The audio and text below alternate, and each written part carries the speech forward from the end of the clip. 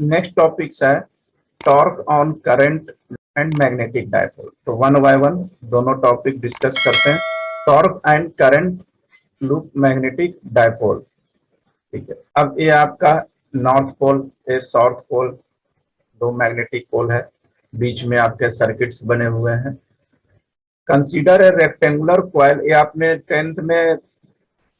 Tenth में पढ़ा होगा इसकी वर्किंग एंड कंस्ट्रक्शन करंट वाले chapters. Consider a rectangular coil ABCD, ये रेक्टेंगुलर कॉइल आपको डायग्राम में दिख रहा है, ABCD placed in a uniform magnetic field.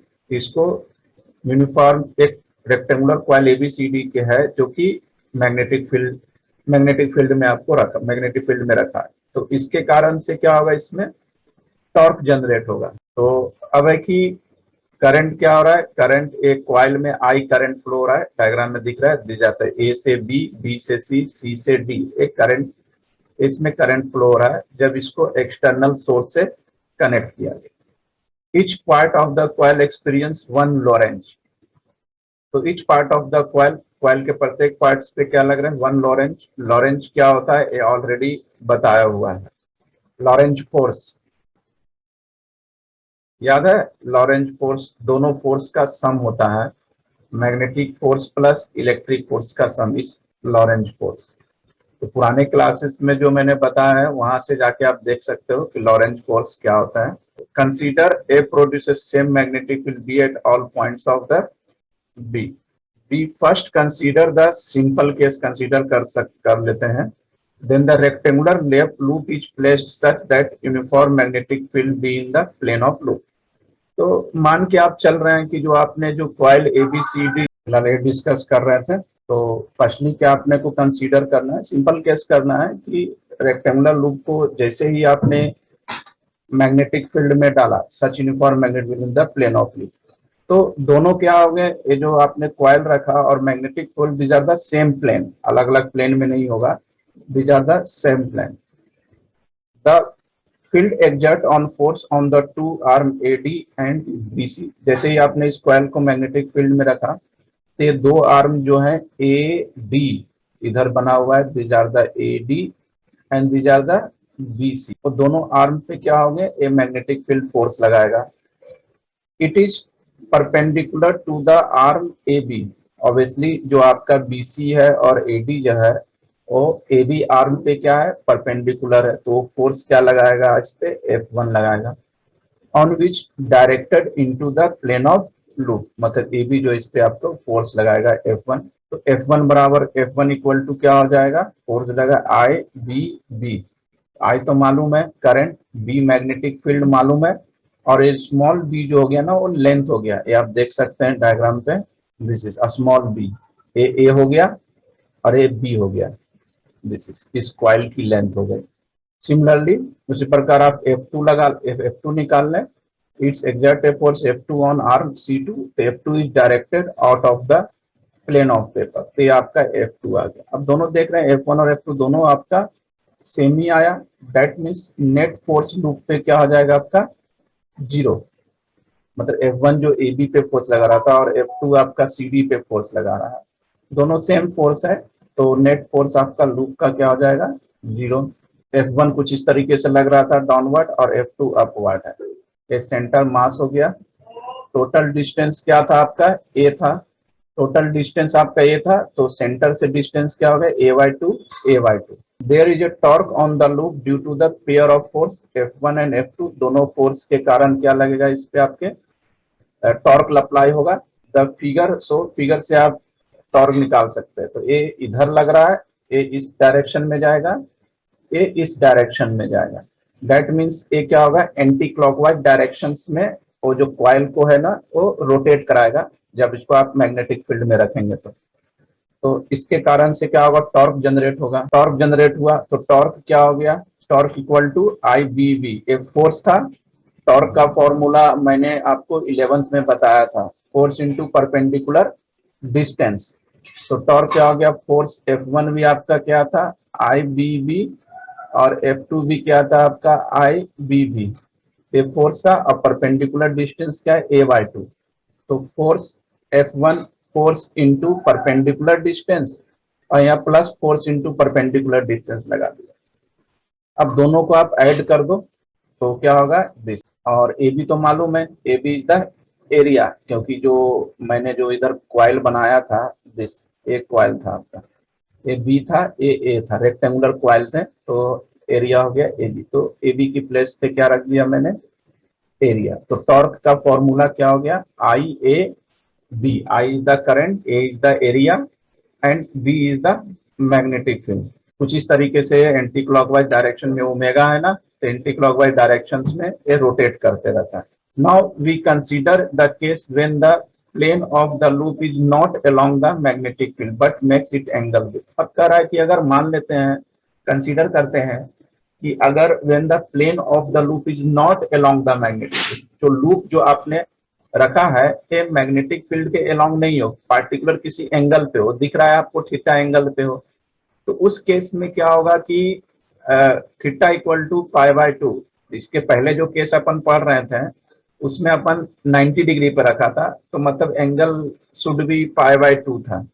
इसमें 90 डिग्री नहीं है, पार्टिकुलर एंगल है, तो आपके फॉर्मूले में थोड़ा सा चेंज हो जाएगा आपका, इस तरह से ये थीटा एंगल से हो जाएगा। मतलब जो डिस्टेंस पहले आपका ए बाय 2 था परपेंडिकुलर डिस्टेंस, अब ए बाय 2 नहीं रहेगा क्योंकि ये थीटा एंगल से है, तो एक कंपोनेंट में ब्रेक हो जाएगा, ए बाय 2 साइन थीटा हो जाएगा। तो फॉर्मूलेज में जो फोर्स इंटू परपेंडिकुलर डिस्टेंस अपन ने रखा था वहां चेंज हो जाएगा आपका, टॉर्क अगर निकालेंगे तो ये चेंज हो जाएगा आपका, मतलब फॉर्मूले में। तो torque is less than the earlier case when plane of loop was along the magnetic field, तो क्या हो जाएगा I A B sine theta. मतलब जो नॉर्मल जो आपका जो क्वाइल था इस तरह से था, ए मैग्नेटिक फील्ड थे, ए मैग्नेटिक परपेंडिकुलर था, तो उस केस में टॉर्क आपन ने क्या पढ़ा था आई ए बी।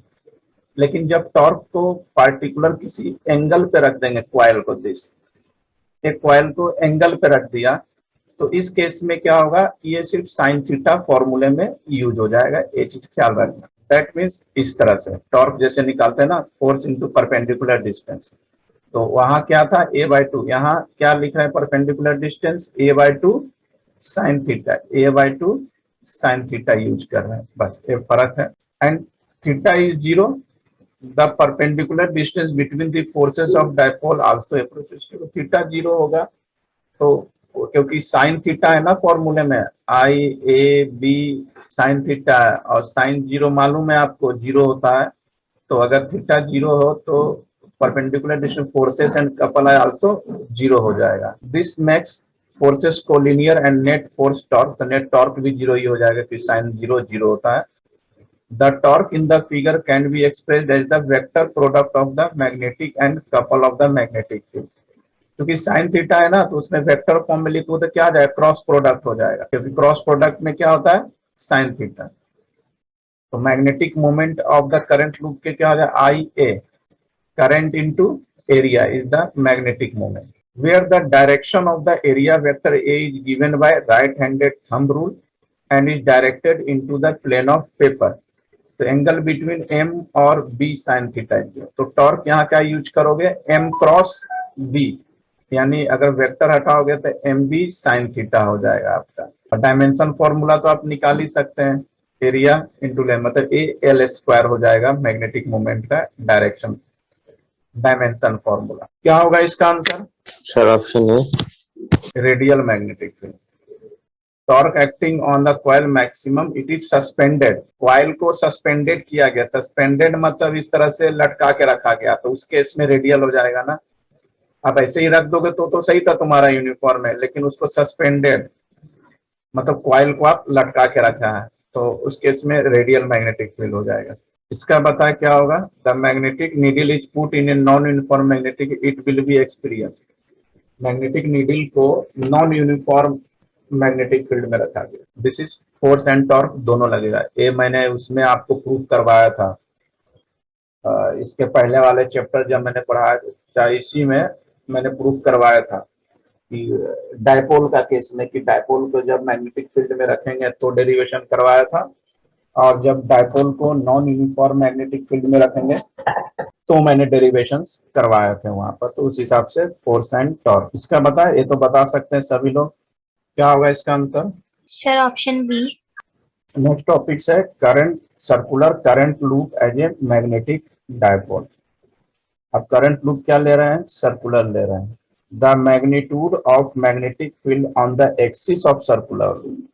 तो सर्कुलर लूप के एक्सिस पे अपन मैग्नीट्यूड निकाल रहे हैं मैग्नेटिक फील्ड का, of radius R carrying a steady current I is. तो इस केस में क्या हो जाएगा? फॉर्मूला, सर्कुलर लूप है कुछ इस तरीके का, सर्कुलर लूप है, अपन कहाँ निकाल रहे हैं? इसके एक्सिस पे निकाल रहे हैं मैग्नेटिक फील्ड। एक्सिस कितने रेडियस का है?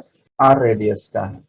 तो उस केस में फॉर्मूला क्या हो जाएगा? B equal to mu naught I R square upon if x is much greater than R, अगर x is much greater than R हो, मैग्नेटिक फील्ड हो जाएगा आपका mu naught I R square and two x is much greater than R square.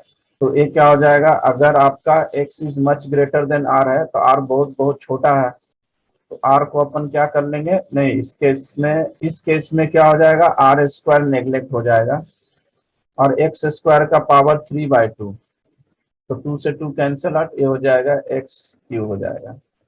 और अगर मैं यहाँ मान लेता हूँ कि R is much greater than X, तो उस केस में मैग्नेटिक फील्ड आप लिखोगे mu naught I R square two, X neglect हो जाएगा, तो आर स्क्वायर का पावर 3/2, मतलब स्क्वायर से square cancel out, R Q, और आर स्क्वायर से कैंसिल आउट।